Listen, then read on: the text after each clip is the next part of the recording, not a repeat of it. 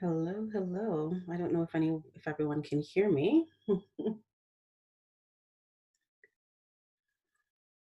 I'm going to try to adjust my volume. I think it's good.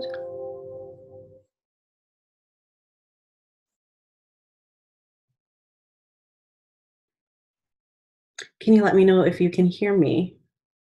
If you just type in the chat box.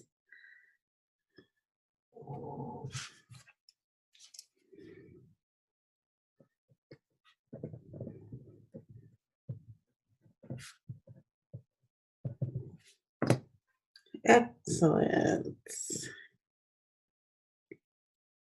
All right, let me get our speaker on so that you can see her as well.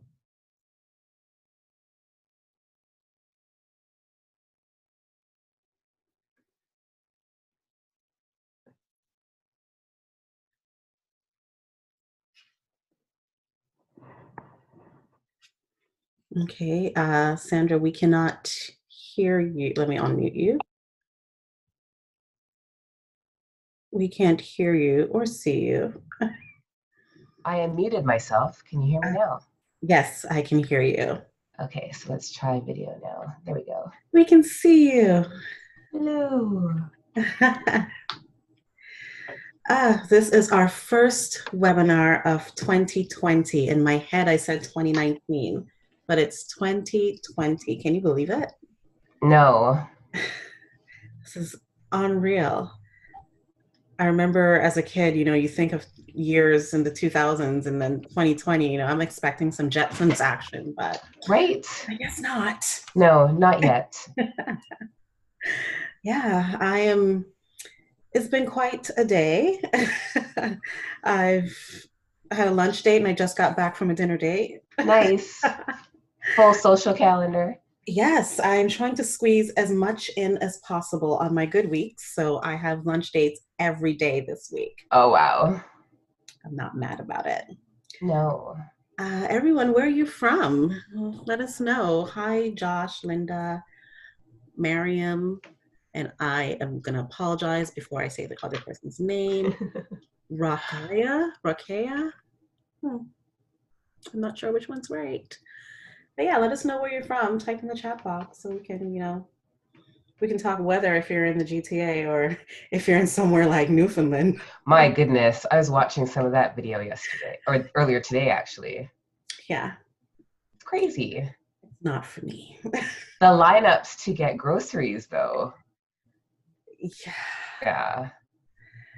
I saw the images of, people opening their doors and it's snow up to past their heads and, people trying to shovel and, shoveling up to where they think their cars are. Right, because they can't even see the car anymore. They can't Yeah, see the cars. So I can't imagine. yeah, not for me. I would No. close the door and go back inside. And go on Expedia and start looking at flights for as soon Pray as for the an airport airport opens. ticket. Yes. Yeah, get me out of here. Yes. I see someone. Salima said, "Hi guys, how's married life, Sandra? Sandra is a newlywed, everyone." Yes, it's true. Somebody actually said congratulations earlier, and for a minute there I had the brain fart where I was like, congratulations for, oh, right, thanks. Yeah. Oops. Yeah, that happened. Yeah, it did happen. I was just saying that to Sam that tomorrow will be 3 weeks since we've been married. Wow. Yeah, time flies when you're having fun. Celebrate every day, okay? Yes, that's right. We're going to give it a few more minutes, guys, before we get started. I don't know if anyone has any. I'm still waiting for people to tell me where they're from. Oh, hi, Kathy. I haven't seen you in a while. Yeah. Yeah, It hey, has been a Kathy. while. It's Yeah, been a while, indeed. it has. So I've had something fun arrive in the mail. You know when you just want things to come in the mail that's not a bill? Oh, I finally got my content planner. It came in this cute little box here. Ooh. Mm-hmm. So Hi, Judy. getting ready to plan. I do have now 2 planners, going from someone who had 0 planners. I used to just work with a desk calendar and a notebook. I still have a desk calendar. I have merged all of my calendars onto my phone calendar, which can be a blessing or an absolute nightmare. Yes. But I have merged all my calendars and they're color coded and it's beautiful and I feel more organized. So I'm using my content planner strictly for my social media stuff and for financials. And then I'm using my other planner for my, day-to-day to-do lists. So I'm trying to organize my life. Behind me, if you see here, these are all my flip charts from trying to plan my year. So the first page there is actually my KPIs. So let's see how I do at the end of the year because I'm going to plot everything on that and match it up to what I actually did. Right. So I'm here for goals. This is the perfect webinar to start the year with, to set all those goals because believe me, I have some solid to-do list and some days I wake up and I'm like, I feel like some things on my to-do list might be a little stalkerific, but no, they're on my to-do list and I'm going to do them. I don't Make care them if it happen. means reach out to one person for the 10th time until they answer, I'm reaching out. Yes. To you get a response in the positive or the negative. Yeah. Correct. Yes. So this is the year of stepping off that ledge, just going and snatching what you rightfully deserve and not second guessing yourself on, should I do this? If you have to say, should I, just do it. Just do it. Yeah. And so far, I have to say we're in the 3rd week of the month. Yes. And I have been doing pretty well in terms of my financial goals for the month. I am nice. If everything goes according to plan for this week, I will be on track to meeting my goal for January. And that's awesome. How I want to keep it. So let's all step out on a limb this year. Let's remember that while Sandra goes through her presentation, that when you're setting those goals, make sure you're going to jump right in. Yes. And take it. The whole lean in. Well, we're going to take more than leaning in here. We're going to, what did Miss Universe say? She said we're supposed to, remember Miss Universe? She's from South Africa. And she had something she said. I think I have it written down somewhere. And I'm like, yeah, that's what we all need to do. Use that in our daily, here it is, take up space. Let's take up space. Yes. Yes, let's do that. And in the words of the wise man, Big Daddy Kane, ain't no half stepping. Ain't no half stepping. Do it. There you go. Yeah. He's a wise man. Yes. Still is. Still is. Yes. He's still with us. Yes. I am going to stop talking. And I am going to hand everything over to Sandra, really, unless anyone has any questions before we start. At the end of all this, I will go through some stuff that we have coming up for CSBW, and Sandra can talk about some stuff that she has coming up for Embrace Your Destiny as well. I was just going to go EYD, but I figured, I should probably say things out. Right. So, let's get started. It's our very first webinar of 2020. And I'm telling you now, we have quite a bit going on because right now we are booked for webinars up until, I believe I'm now booking into June. Nice. So the webinars are going to be great. So I'm going to share my screen and I am going to have Sandra take over. All right. And guys, forgive me if I cough a bit in your ear. I'm still recovering from whatever unkind flu has been going around. As long as it's not that other thing. That coronavirus business. Oh, yeah, I don't know, but yeah. We're on the recovery end of it, so we should be all right. Yes. All right, so we're going to talk about 5 ways to make your goals work for you in 2020. I got to stop saying that, 2020. Let's Mhm. keep it simple. But yeah, so we're talking about the 5 ways to make your goals work for you, because a lot of times we have these big, hairy, audacious goals that we want to achieve, and we start off very inspired and all gung ho in January. But as the year progresses, we start to lose steam because these goals that we've set for ourselves, they're not working for us. They're actually working against us. So we're going to just talk about how to actually make our goals work for us so that we remain motivated and inspired to work on them throughout the year. And just a quick introduction about who the heck I am. If you've ever seen me talk before or heard me introduce myself before, you know well that I am a recovering control freak and excuse maker. Although I think Dwayne would say that I am getting better at making excuses and stuff like that. I am taking more charge of my life in certain Right. ways. So Not we're getting making better at making excuses, making less excuses. less excuses for sure. It's a work in progress. I am an animal lover, and you'll see in this presentation that I am a big quote junkie. I love quotes, and I love to read. If you could see one of my bookshelves, it's full, and then I've got another one back on this wall too. Lots of books. Love to read. So what do I know about making my girls work for me? Like I wrote the first draft of my book in 6 weeks, which is probably one of my biggest accomplishments to date, because that book sat in my mind for such a long time and I wanted to do it. But then once I finally got clarity on why I wanted to do it, what the end goal was going to be for it, it made everything else come so much easier. And so it was easier to figure out what the chapter headings were and then just have that content just flow, and to have that first draft done in 6 weeks and to have the book in my hand by the end of 2013 was pretty exciting, because I didn't think it was going to happen, but it did. In 2018, I launched my podcast, Embrace Your Destiny, and last year I launched my first e-course.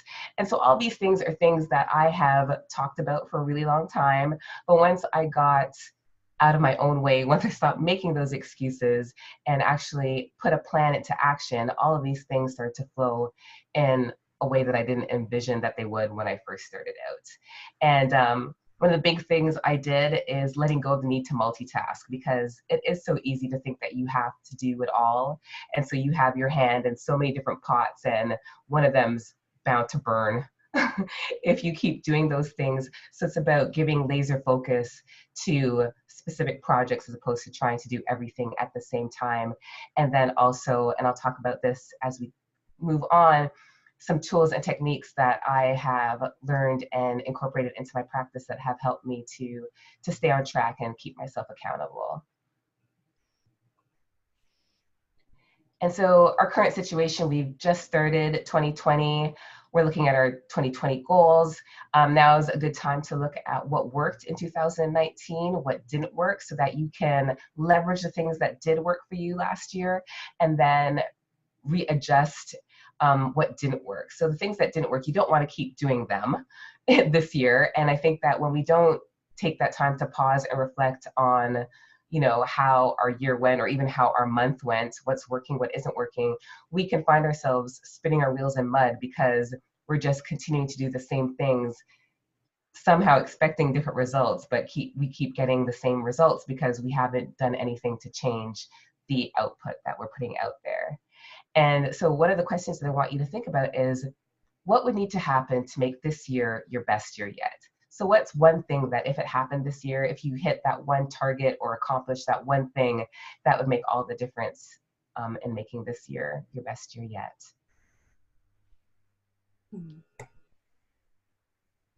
And so here are the 5 things we're going to talk about, the 5 ways to make your goals work for you this year. Number 1, getting clear on your priorities. Number 2, creating a workable plan.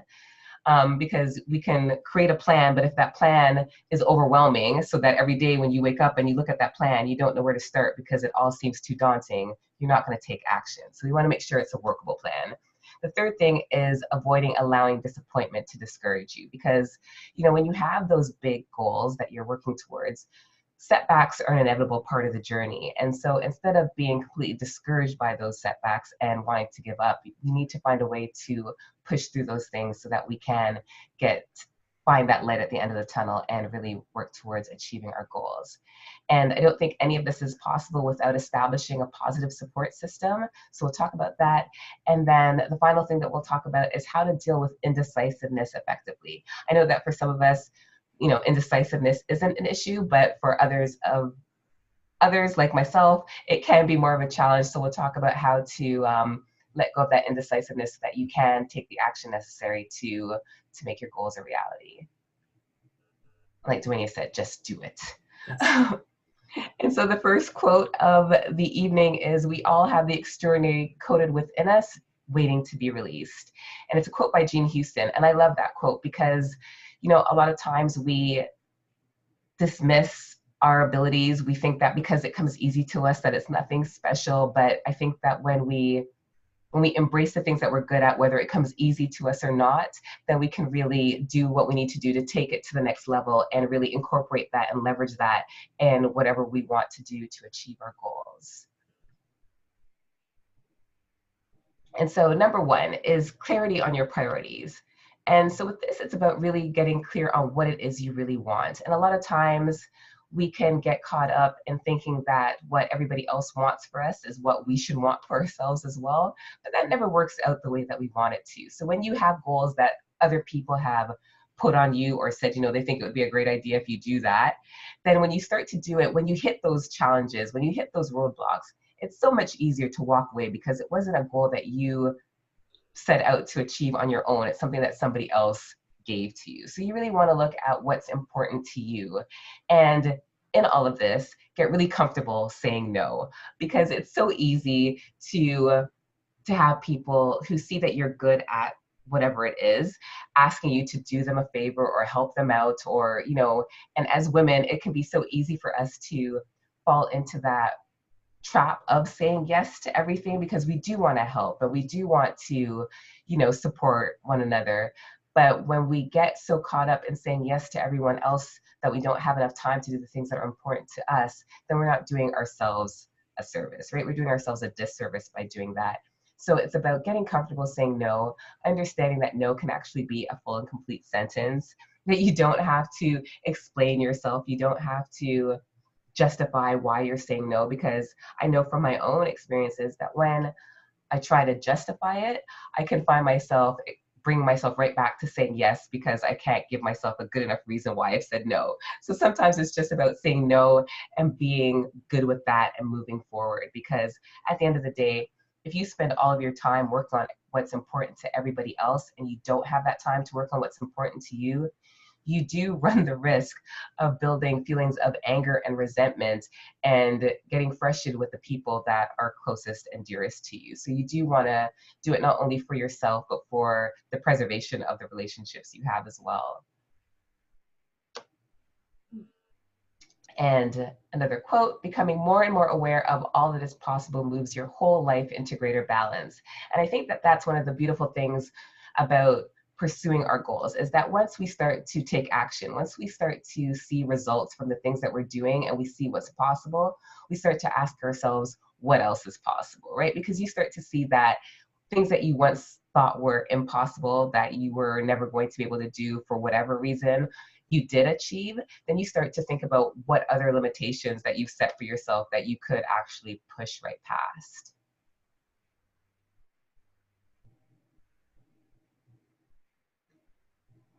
And so once you get clarity on your goals, the second thing is to create a workable plan. And so it's about looking at how you're going to make your goals a reality.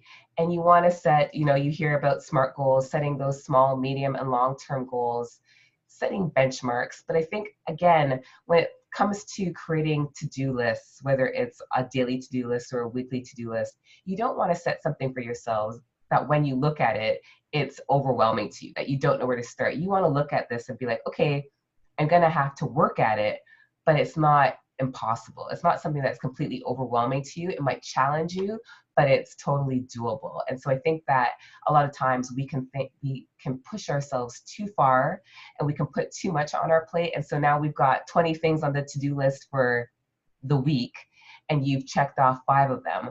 And those 5 things might be really important things that might help you get to where you want to be, but you're beating yourself up about the other 15 that you didn't achieve. So I think that we have to be smarter about the to-do list that we do, about the intentions that we're setting for ourselves, so that we're motivated by them. We're not, feeling like we're defeated before we even start, when we start doing those things.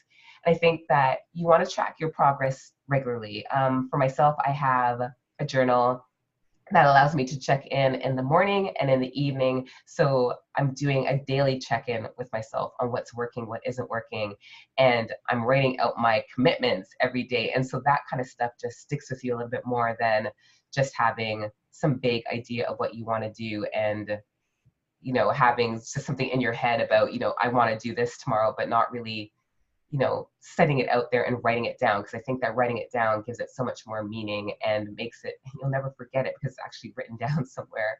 Whereas if you just keep it in your head, the chances are good that you might forget about it the next morning or at some point in the day because life happens.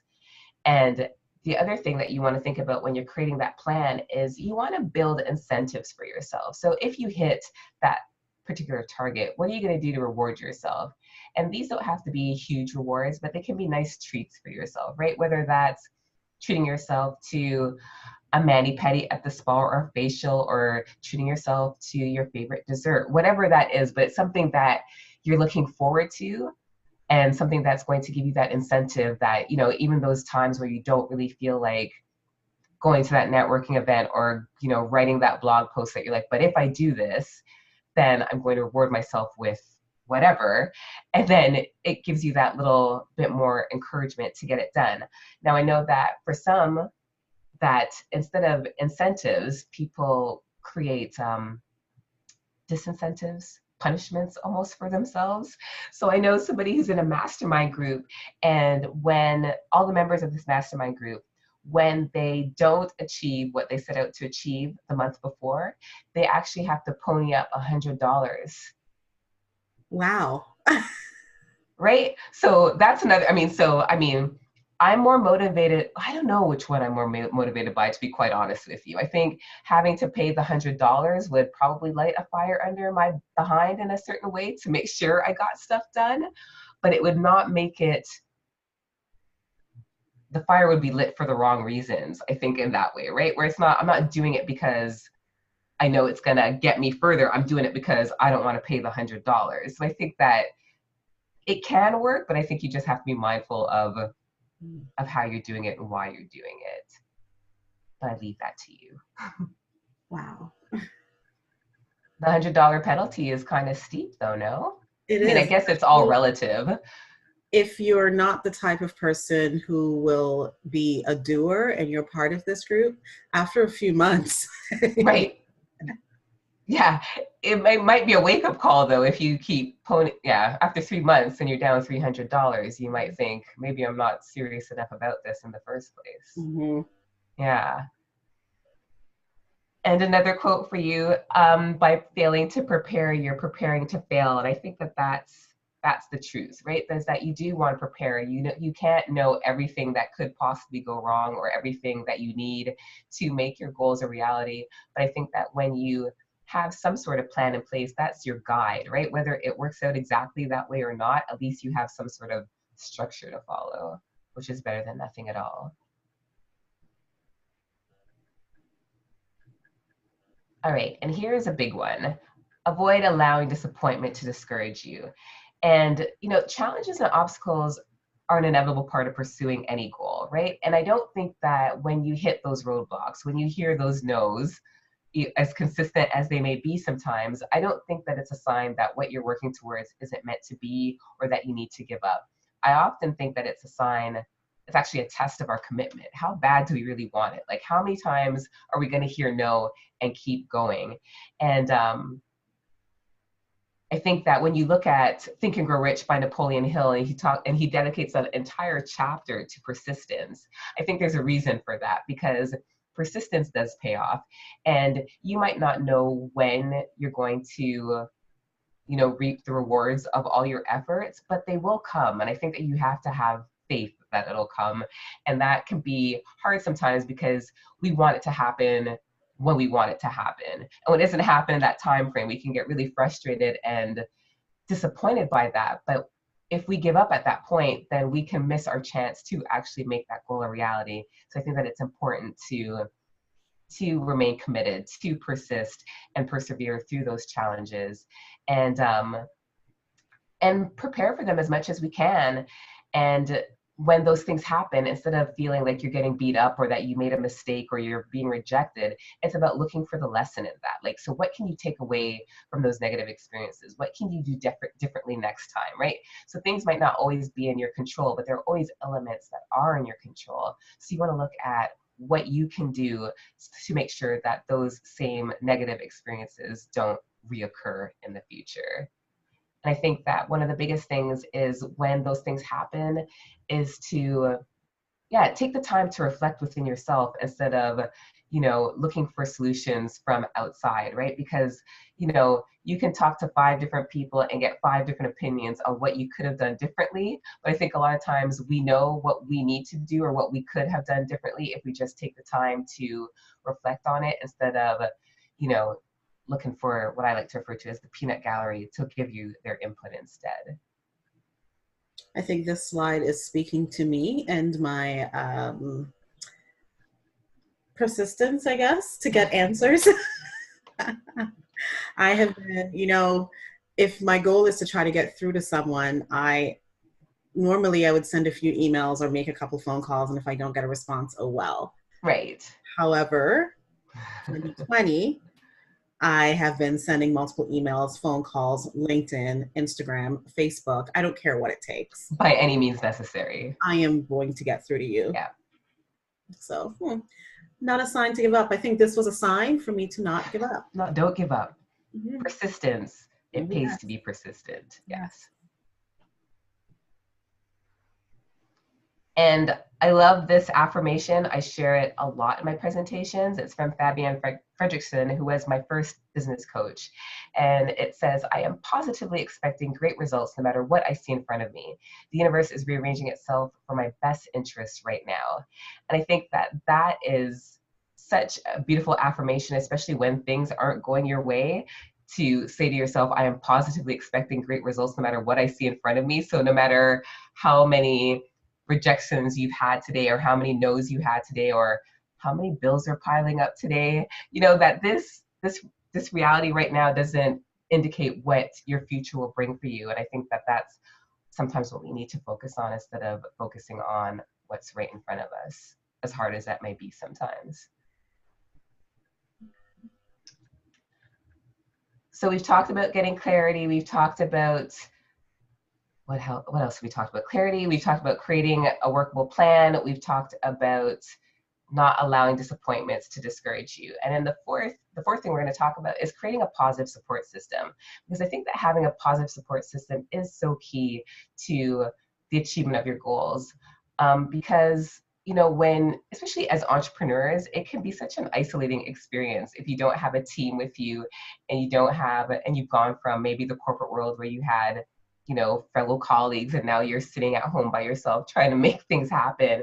It can be very isolating. So I think that it's important to connect with like-minded people who understand the struggles that you're going through, people who have been through those struggles, who can tell you that it's worth persisting because they too have been where you are right now, but they're now experiencing that light at the end of the tunnel. So you want to have those people who are a few steps ahead of you. You want to have people who are on the path with you at the same time, so you guys can motivate and encourage each other through what you're going through right now. And then you want to have people who are a few steps behind you that you can motivate and inspire to do what you're doing in the present moment as well. I think that when you can have that kind of support system, it's a beautiful thing because you're getting perspectives and ideas and experiences and knowledge from all kinds of different perspectives, and that can be so helpful when you're having those challenges or when you're trying to problem solve and you're struggling to do it on your own.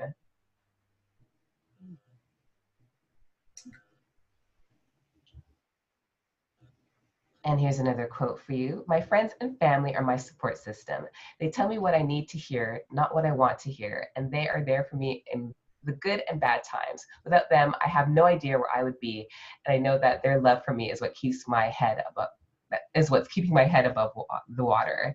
And I think that's a great quote as well, because it just talks about, that you want those people in your life who aren't just going to tell you how awesome you are all the time, when sometimes you need to hear that you need to pull your bootstraps up and do the damn thing. So you want some people who are going to give you that tough love, but you also want people who are there to support you and encourage you, who aren't the dream killers, who aren't going to be so in such a negative headspace that they can't really celebrate your successes with you or support you in the way that you need to. So you just really have to be mindful of the people that you're spending time with, and really reach out and connect with people who can support you in a positive way.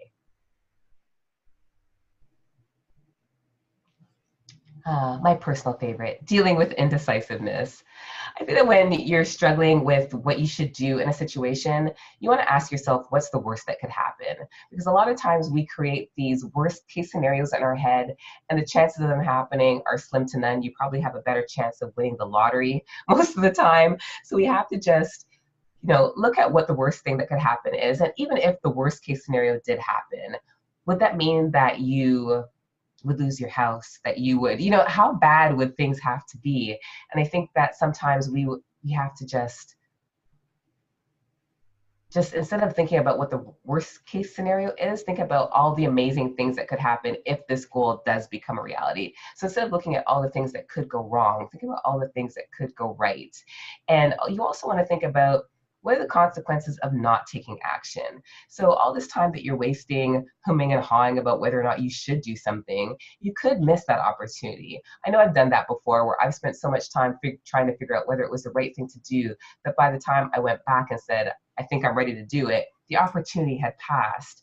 And so I think that you have to really be mindful of this, and learn to trust your intuition, your inner guidance, because I think that a lot of times we know the answers. The answers are within us, but we talk ourselves out of it because we're allowing fear to be in the driver's seat, I think, a lot of the time. And I think that it's Elizabeth Gilbert who talks about that in her book, Big Magic, that she actually has, a conversation with fear and tells it that, it needs to get back in the back seat because she's taking control right now. And I think that we have to do that in our own lives a lot of times, because I think that a lot of times the indecisiveness that we're experiencing is because of fear. It's because we're worried about whether we're making a fool of ourselves or we're going to fail and what other people are going to think about us. I think that when we stop holding onto those fears, when we stop allowing that fear to be in the driver's seat, that we free ourselves up to do things and make decisions in a lot easier way. I think too, I was looking at, what's the worst that could happen.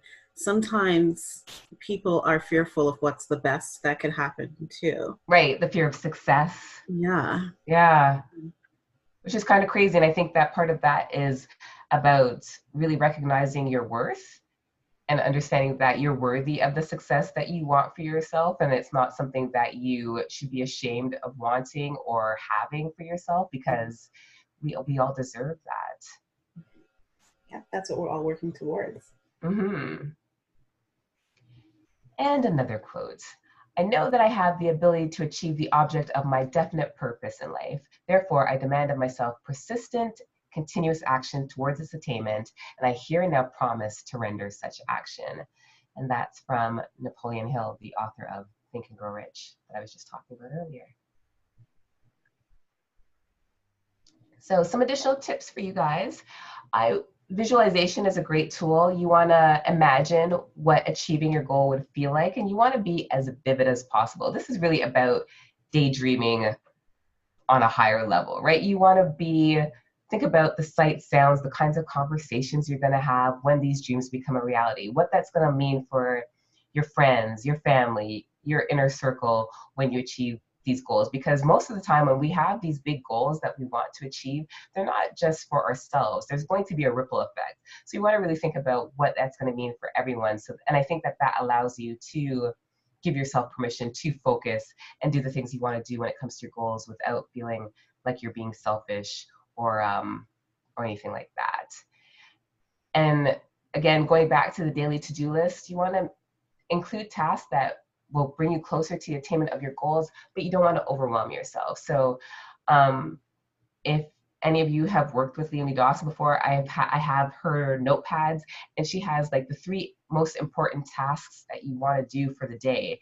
And I like that whole idea of like narrowing it down to 3, because they're the 3 things that I need to get done for the day, and anything else that happens is just gravy, instead of having like this massive to-do list and thinking that it all has to get done in one day. And the final thing is to take care of yourself, because self-care is so important. And I say this with a recovering from a cold, but it's important to take care of yourself. It's important to make sure that you're at your best, because you won't be able to give your best to your goals, to your family or your friends or your job if you're not taking care of yourself. So I think that it's important to make the time to take care of yourself so that you can be at your best, so that you can give your best to everyone else that you need to.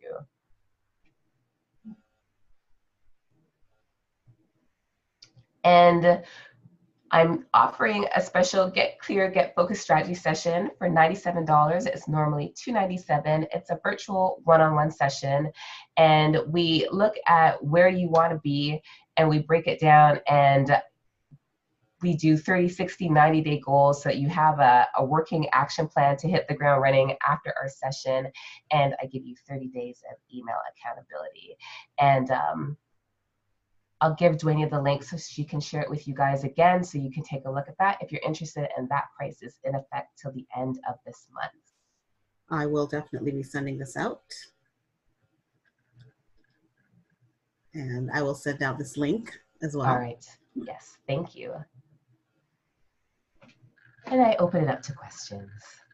Yes, questions, everyone. I'm going to stop sharing the screen, and you can type questions in the Q&A box or in the chat. Either one we will answer. I do have a question while everyone's thinking. So oftentimes we find that, you're trying to set a few goals for yourself for the year, and sometimes they're massive goals. How do you break it apart so it can feel like something you can achieve? One bite at a time. It depends on what the goal is, though, right? So if you have you have a financial goal, right, for the year, but I'm sure that you broke it down into like months, and then you know what your weekly targets are and everything like that, which makes it more manageable, because you might have this big yearly goal. And if you think about it, it's like, well, how the hell am I going to make that kind of money, right? And then, but when you break it down to those smaller chunks, it makes it more manageable. It's just like anything, whether it's wanting to make that kind of money, whether you're trying to put aside that money to pay off a debt, or you're trying to lose weight, it's all about looking at that goal and then breaking it down into smaller chunks so that it feels more doable. Because I just got married, right? You're looking at that budget for the wedding and you're like, holy crap, how am I going to make this happen, right? But then you break it down and you're like, okay, well, and then it makes it easier to do. And I think that it's about and that's how you set yourself up for success. You don't want to look at that big picture and just focus on that, because that can be very daunting, and you can be like, that's never going to happen. I don't know how I'm ever going to make that happen. But if you just break it down into smaller chunks where it's like, okay, not this huge thing, but how about making this happen in a month or a day or a week, that makes it a lot more easier to do. And I think that when you start to see those small incremental gains being made, it can start to get the ball rolling to make even bigger ones happen. What about goals they're goals for you and your company, but in order to achieve those goals, you need a third party involved? Right. Well, yeah, it's about resources, right? So are you hiring somebody? Are you looking for volunteers to do it? And it's just about figuring out because part of it though too is that you're going to have to share this vision with this person to help make that goal a reality, right? So you want somebody, so it's about finding the right fit, somebody who's going to be as excited about the goal as you are, or who understands the greater vision as well as you do, so that they're on board and can support you in the right way. Which is why I think that sometimes that's where companies miss the mark, is that the higher ups might have an idea about the vision, but that never trickles down to the people doing the day-to-day stuff. So you're just doing the day-to-day stuff and you have no idea what it is that what you're doing is working towards, right? But if if you did know what the vision was, right? If it's like, this is what we are all working towards, not like us as management are working towards, but that we're all working towards, then it gives you a better buy-in, right? Because it's like, oh, so this is why we're doing what we're doing. And again, when you create those incentives of bonuses or, celebrations, if the targets are met and that kind of thing, it makes it you get a lot more buy-in for those things, as opposed to this is what I need to get done, do it, without explaining why it needs to get done and what the bigger picture is. And then I guess for people who you have to pay to complete a task, you want to set like a really comfortable buffer, because you can't control when you get those deliverables, right? Right. So let's say you're looking for a logo and you need it in 2 weeks, but that person's not giving it to you. If you need it in 2 weeks, you should tell them you need it in 1. Right. So that's usually how it works. Yeah. Yeah. We have another question. Salima says, is it better to set 90-day goals instead of year-long goals? I think 90-day goals are easier to manage. Yeah. Right? Because really then that means that every quarter is a new year. Almost, right? So you get to, focus on those 90-day goals. And then once you've hit that, then you're moving on to the next. So I think that, the 90-day increment is a lot more manageable for sure. Okay. This is just my issue right now that I'm trying to sort out. So let's say I'm trying to do all this content planning, and in going through it, I find that a lot of businesses or the examples that are given to me for businesses who are planning their content, it's like, oh, they have 2 goals or 3 goals for the year, or two or three important items to their business for the year that they can promote throughout the year. Yes. So there's someone like me I have 5 events, 3 books, and then things that might come up, and all of them are important. So I'm having a hard time trying to pull apart what is more important when. Right. Because everything is being juggled at the same time, and it's overwhelming. Yeah. But you're ambitious. Very. Right? So I think, and it's about how much you know yourself, right? So you know what you can manage and what you can't manage. I think that when it comes to that kind of stuff, your situation is a challenge because there is so many pieces, right? Mm-hmm. The 5 events on their own is enough, right? And then to add 3 books to it, like, you need a team for sure, because one person can't do all of that. That's a lot.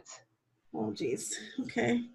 Judy Lee, I have a hard time saying no to people requesting help for projects.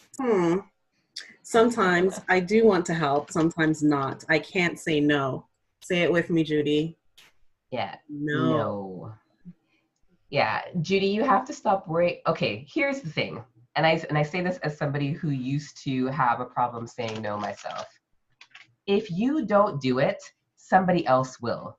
Stop thinking that if you say no, that person is going to be left in the lurch and nobody's going to do it for them. They will find somebody else. Stop being a martyr. And I say this from the deep. I love you, Judy. And I'm saying this from my own personal experience.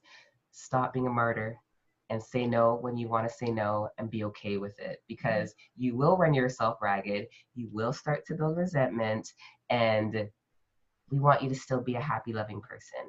Yes. And also, you have to stop thinking about how the other person is going to feel. Yes. Because they're not thinking about how you're feeling when they're either, offloading all these requests on you, or probably, it says requesting help for projects. It's not paid. Right. So you need to start thinking a little bit more about you. Yeah. Because I believe one of Sandra's points, I think it was the 5th point, was all about, self-care, self-preservation. Yes. in your. Yes. So burnout is not nice, And you run the risk of doing that to yourself if you are doing everything for everyone else and not taking care of yourself. Mm-hmm. Yeah. Mm-hmm. We have a couple more questions here. How do you word and set a time-sensitive goal and at the same time surrender on the universal time frame for goal achievement? Hmm. Mm-hmm. Okay, so you can say that you need to get certain, the actions you need to take, you set deadline for that, right? Because that's on you, right? So I'm going to get this and this done by this point. But if you're looking for results from that you have to surrender to, because you don't know when those results are going to happen, right? So that's, I think, where you have to, so you're setting deadlines for the stuff you're responsible for the stuff that's within your control. But the stuff where you're waiting for responses from somebody else, or you're waiting for, whether it's the sale or the whatever it is, that stuff you have to let go of because that's outside of your control. Anything outside of your control, you have to surrender. Yeah, because you're going to beat yourself up and stress Yeah. yourself out over something you have no control about. Yeah. Yeah. Yeah. Is it better to launch one project per quarter? Yes. See, and I say that because I'm all about the laser focus now and not trying to do too much at the same time. I would say that when it comes to big stuff, you don't want to be doing too much at the same time. You want to give your focus Mm-hmm. to one thing at a time, if possible. Yes. So I would say, if you're doing a launch, because it's not just about the launch. So it's the preamble to it. It's building the list. It's doing all the marketing and everything else. So one a quarter makes sense. It's doable, right? If you try to do too much, then that's when it becomes a daunting task. Oh my. I feel like we all have our work cut out for us. I hope you have at least started to look at your goals, but it's managing them. It is. And staying on track with it, because again, like, this is what they say, this was Blue Monday on Monday, and that's like the time when everybody starts like I give up on my goals kind of thing. It's like, you're just 3 weeks in, 21 days, and you're already giving up the ghost. Like, but again, I say that if that's the case, then those goals weren't meaningful enough to you, right? So it's one of those, some family member told you that you should stop eating meat or something. You're like, oh yeah, I'll try that too, or something crazy like that, or you're giving up sugar or something like that. But you didn't really have the buy-in. So now you're 3 weeks in, you're like, who signed up for this stuff in the first place? And so now you've given up because it's not something that you were committed to. It's not something that was meaningful to you. So now you're 3 weeks in and this isn't fun anymore. So you're done with it. Yeah, so it's about really finding things that are meaningful to you. That's why they talk so much about knowing your why. It's because when you know what's important to you and you know why you're doing it, then quitting and giving up are not really options. And sometimes it helps to, when you write down your goals, that's why I have the flip charts and stuff behind me, because whenever I walk into my office, I see that. Right. So, and I deliberately put my KPI page in the front because I know exactly what I wrote down that I need to achieve. So if I hide that, if I roll it up and put it in a corner. What was the point? Yeah. Yeah. So put it somewhere, write it down. If you need to set yourself a reminder in your calendar, that pops up every month to say, hey, have you achieved blah, blah, blah, or just to remind you of what you've, what set out. You're working. Yeah. Yeah. Salima's asking, do you rewrite your goals every day? I surely don't. I don't. No. In the journal that I have, I do every day. Yeah. But it's a 90-day, that journal is a 90-day increment thing, right? So, but it breaks it down into 15-day chunks. So every 15 days, you're working on one thing in particular. See, I write, well, at least now, this is how I do it. But I think I normally just write lists. So it's not really, I've learned, it's my master list.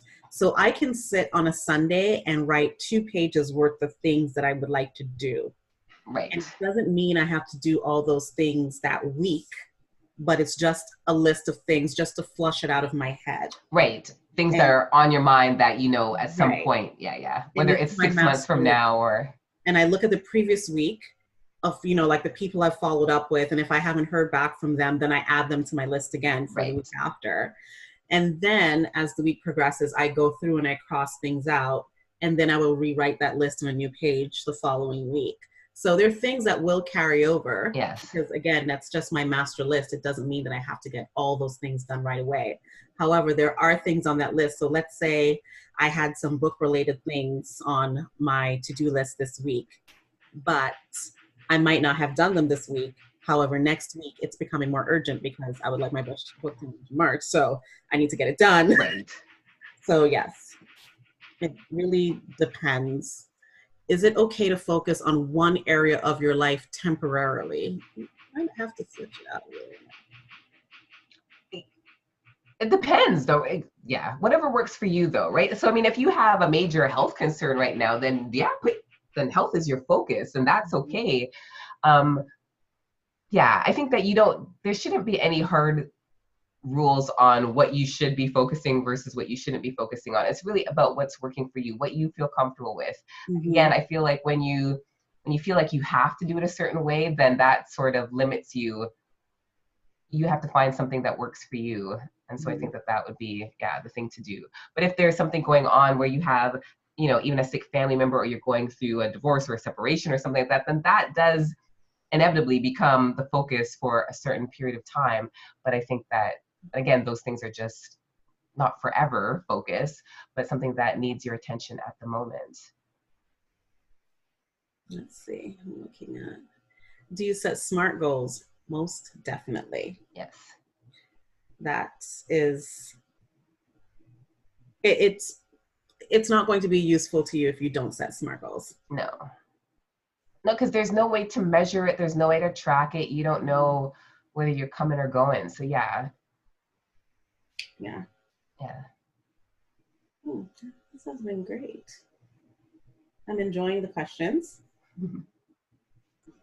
I haven't had a coughing fit. I'm impressed. That's good. Yes. That's how we're doing 2020. I think that is good. As I said earlier, I will send out the replay of the webinar, as well as the link to register for Sandra's program. Sorry guys, I'm just trying to plug in so that my computer doesn't die. I will have that sent out tomorrow. So I will have everything downloaded and up on our YouTube channel tonight. I'll send the link out tomorrow. If you do have any more questions, you can always follow Sandra on social media. You're Embrace Your Destiny everywhere? Everywhere. Yes, so Instagram, Facebook, Twitter. LinkedIn, you're Sandra Dawes, and you have Embrace Your Destiny? Yes. Yes. You. I can let you guys know about some stuff that we have coming up this year. Being that this is the very first webinar, I can share that we have quite a bit that we're trying to achieve this year. I am ambitious, as Sandra said. So the first thing coming up is we have 2 full-day workshops, one on the east end of GTA, which is going to be in Scarborough, and the other in Mississauga. And it's going to help you create your own signature talk. So, you know, you go to these events, or you can think of things like TEDx, where, you know, people are able to grace that stage and deliver their signature talk. And it's always good to have a talk or two for yourself and your business. It helps with your brand, it helps with your business, and it also helps you to be able to go out there and share your story with others. It could be inspirational story, and you can do keynotes. So we have the co-founder of Speaker Slam, which is the largest speaker competition in Ontario, I was told. That's pretty good. She's a co-founder of Speaker Slam, and she is going to be hosting the workshops in how to create your own signature talk. So the first one is going to be in February 27th on the East End. We only have 10 slots in that workshop. The second one is going to be March 11th in Mississauga, and we will only have 15 slots for that workshop. I think we only have 11 left. Yes, I think we only have 11 left for that one. So those are two of our first workshops for the year. And then in March, we're launching our first book, which is a compilation book of it's 5 stories from 5 incredible immigrant women entrepreneurs.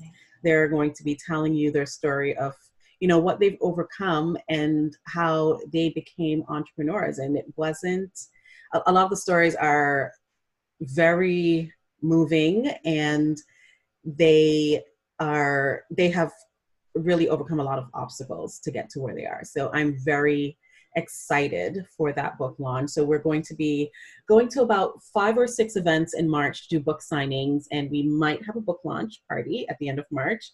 That's going to be like a 7th event, really. So we'll keep you posted on that, and you will get more information on that once it becomes available. And then, of course, we have our small business seminar in Niagara and our small business seminar in Mississauga. Niagara is in May, Mississauga is in August, and then our Immigrant Women Small Business Expo in September. Now, I did say 3 books. We have 2 more coming. One's going to be in October and one's going to be in December. I will be sure to have information about that soon, but one is solely on me. I will have to write it. I feel like Sandra, I might have to lock myself away for 6 weeks, hopefully on an island somewhere. That'd be nice. That would be great. And then the other one's going to be another compilation book. This one is going to not just be focused on immigrant women, it's just going to be focused on all female entrepreneurs, and anyone can submit their story and we will go through and see which ones made the cut. So we do have a lot coming up for Canadian small business women. I'm also hoping to start back our monthly meetups, maybe in spring. So once I'm done with all my medical woes over here, then I will have all the energy in the world to start getting back out there networking. And if you are in the Niagara or Welland area on February 3rd, I'm actually speaking at an event being hosted by the city of Welland. I will be posting some information about that on my social media. So February 3rd, my first speaking gig of the year. It's a Monday evening. And then I will be speaking at an event in Brampton. I believe it's March 4th. I haven't gotten all the information yet. It's with the Brampton Board of Trade. I will fill you in once I get the details too. So it'll be a great event with, you know, International Women's Day. It's all going to be surrounding that theme. And I will definitely post about it. So I'm hoping to see some of you there. Let me know if there's any further information you need on anything that we're doing. Please send us an email, and I will send out all this information shortly. So I hope this was helpful for you, and I'm going to have Sandra tell you anything that she might have coming up. So I was just going to share a link because I am doing my first January review and February intention setting webinar next Monday evening at 7:30, I believe. So I am that's the link there. And that's a complimentary session. You sent it to all panelists. You have to send it to all attendees. All attendees. Yes.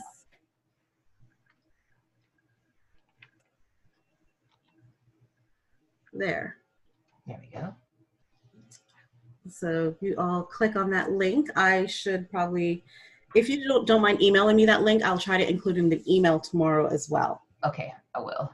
So you'll have a jam-packed email to look at, and you can get all the information. Lots of goodies. Yes. Excellent. So this has been a super long day for me. I don't know where I found the energy from. Tomorrow, I'm actually going to start working on one of my signature talks. I am hoping to do 2 or so. I don't know yet, but I'm getting the ball rolling on that because I can get up and talk all day, but I want to have some structured things for certain events because one of my goals this year is to grace more stages. Nice. So I already have 2 that's in the bag. I am going to try to get, I think, what did I say? Right there, 10. Ooh. I wrote 10. Last year I said 6 and I did 6. 10 this year. So all right.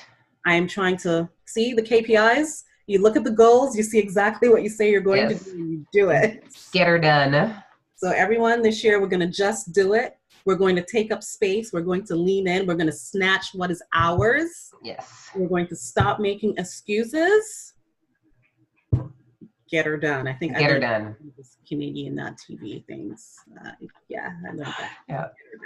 I don't know where it's from, but I've heard it and I've said it. So Letter Kenny or something like that. I don't know. But yeah, get her done. That's a Canadian thing I learned. I like it. So have a good night, everyone. Sandra, thank you so much for being our very first guest of the year. You're welcome. Thanks for having me. For everyone, they can get their goals all together. Next webinar is going to be on taxes. We are going to have Shalini talk about the 5 most common mistakes made by business owners. So you definitely want to come and take a look at that. So we're getting you ready for your goals. We're getting you ready for your finances, and then we'll take you on that ride throughout the year. So nice. Have a good one, everyone. Go out there and, create those goals and slay them. That's what we do. Have a good night. Bye. Bye.